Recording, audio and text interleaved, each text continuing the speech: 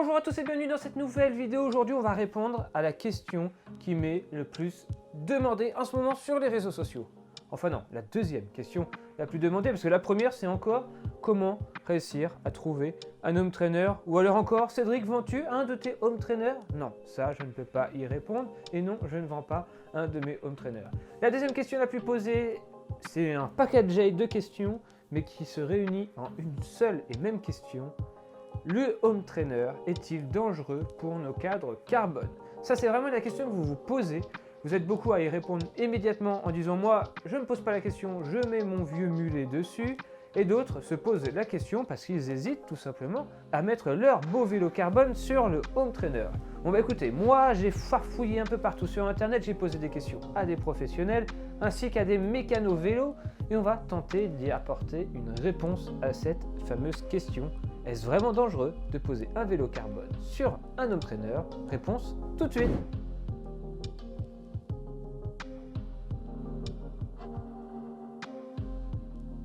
Bon déjà, je ne suis pas le premier à répondre à cette question. Beaucoup de personnes ont déjà tenté d'y répondre, plus ou moins bien, plus ou moins facilement d'ailleurs, et on verra que la question n'est pas si facile que ça finalement. Déjà, il faut différencier plusieurs catégories de home trainers pour ne pas les ranger dans le même panier.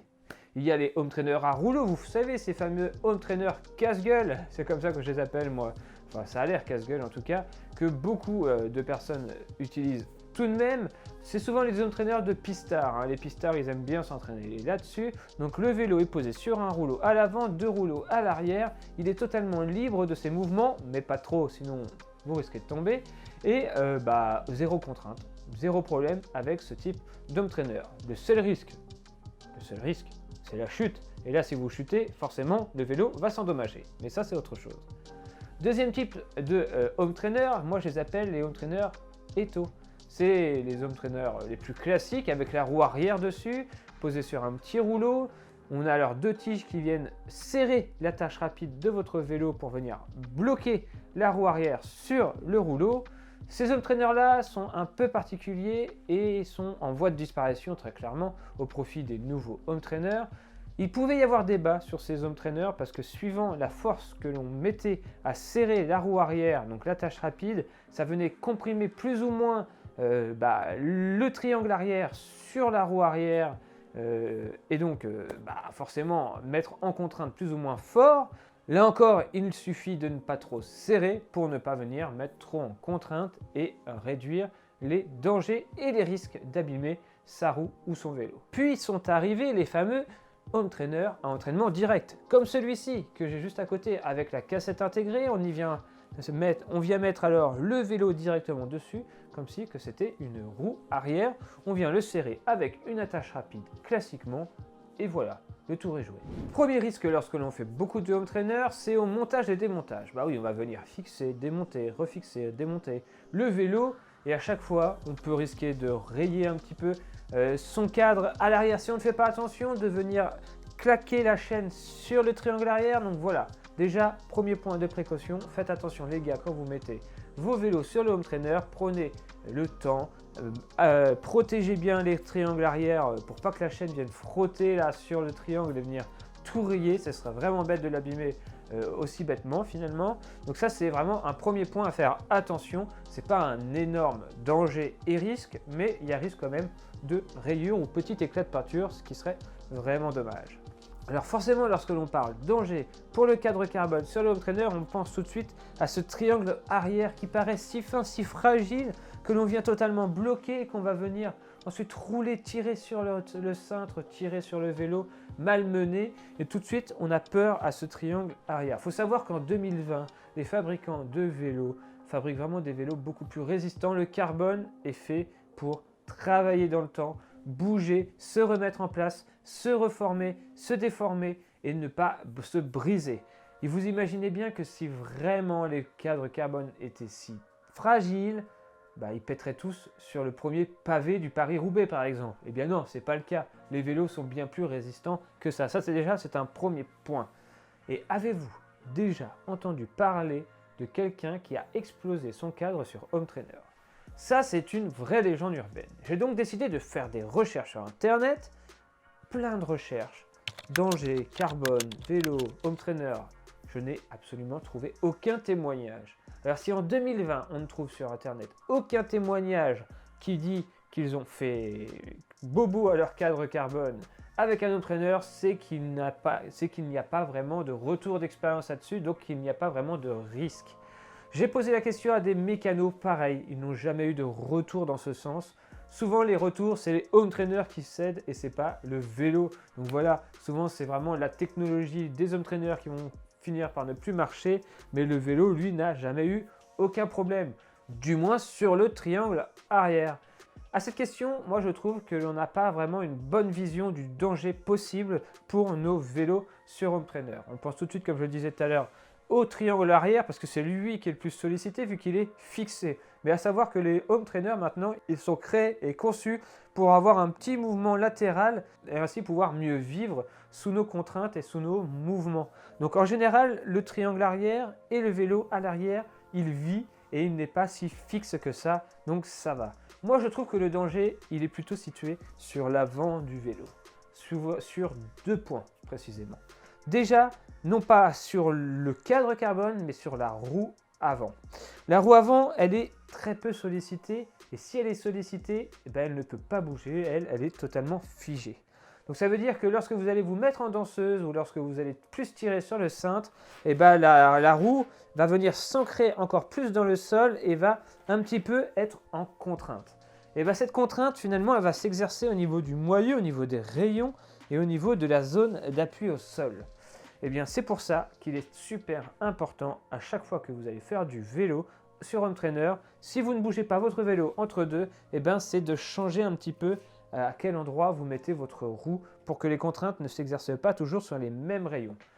Les roues risquent-elles d'être voilées? Oui ou non? J'ai pas trop remarqué ça, mais j'ai déjà entendu des petits bruits de rayons. Suffit que vous ne soyez pas sur une surface totalement plate, par exemple, là où vous posez votre vélo, alors là c'est encore pire. Le vélo va être soumis encore à plus de contraintes. Donc c'est important aussi, faites attention lorsque vous faites du home trainer de bien positionner votre vélo sur une surface totalement plane, pas un peu plus haut à gauche et un peu moins haut à droite, parce que là vraiment, que ce soit pour vous ou pour le vélo, vous allez vraiment apporter des contraintes supplémentaires. Et je ne parle même pas de la roue avant, que si elle est à moitié de travers, vous risquez soit de tomber ou soit vraiment de l'abîmer. Donc moi, un conseil pour la roue avant, changez régulièrement, et hop, en la tournant légèrement, et surtout n'allez pas mettre une roue de vélo à 1000 et quelques euros, ça ne sert à rien. Si vous avez une roue aluminium dans un coin, posez la roue aluminium, ça sera bien mieux. Autre danger, elle se situe ici, sur toute la partie avant. Alors non, ce n'est pas par l'exercice de notre force, mais juste par l'effet de la transpiration. J'en avais déjà parlé, mais la transpiration, c'est vraiment quelque chose qui peut être nocif pour le vernis, pour la peinture et aussi pour les roulements. Si vraiment vous transpirez beaucoup et que vous n'avez pas de protection de serviette pour venir protéger votre vélo, vous pouvez venir abîmer le vernis et vraiment abîmer aussi les roulements s'ils se retrouvent imbibés d'humidité tout le temps, surtout de transpiration qui attaque un peu, ça pourrait venir un peu les abîmer. Donc il faudra aller les entretenir régulièrement, etc.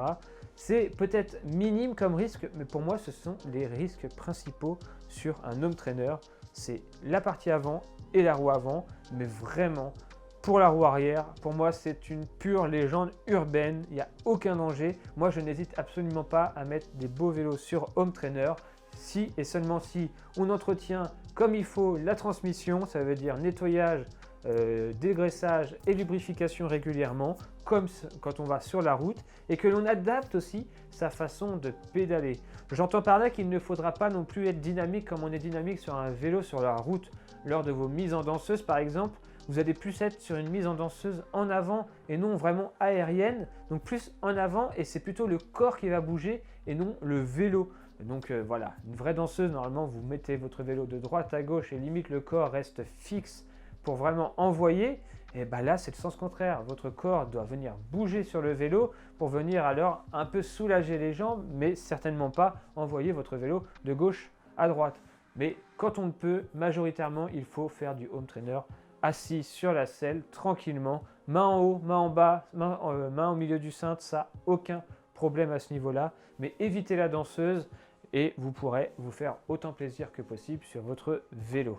Donc pour moi, y a-t-il danger pour les cadres carbone? Je ne trouve pas. Y a-t-il danger pour la peinture et pour la roue avant? Un petit peu, mais c'est tout, ça s'arrête ici. Voilà, c'était mes petites recommandations et ma vision des choses sur le danger que pouvait avoir un cadre carbone sur Home Trainer. Si vous êtes d'accord avec moi, eh bien répondez au petit sondage qui s'affiche en haut à droite. D'accord, pas d'accord, hop, ça c'est vous. Je vous laisse seul juge de ce sujet. Et si vous n'êtes pas d'accord, ça c'est un truc que j'apprécie, c'est mettez vos arguments en commentaire ou donnez-moi vos retours d'expérience. Si dans les commentaires vous êtes une centaine à me dire « Moi j'ai pété mon vélo sur Home Trainer », eh ben, je referai une deuxième vidéo pour dire « Alors là Cédric, mea culpa, je me suis trompé, il y a vraiment des retours là-dessus, mais ils étaient bien planqués. » Allez, moi je vous dis à très vite pour une prochaine vidéo sur Home Trainer. Très vite fait sur la route, dans plus de 4 semaines, mais bon, allez, on patiente, on se fait plaisir. La semaine prochaine, les routes du Zwift, Frenchy Fusion, 5 étapes. Ça va être beau, on va essayer de les faire en intégralité si on a la forme pour se faire plaisir. Vous voyez, moi, je ne me limite absolument pas sur Home Trainer, je me fais plaisir pour ne pas tomber dans la routine. Allez, on se dit à la prochaine, d'ici là, comme toujours, portez-vous bien. Ciao tout le monde!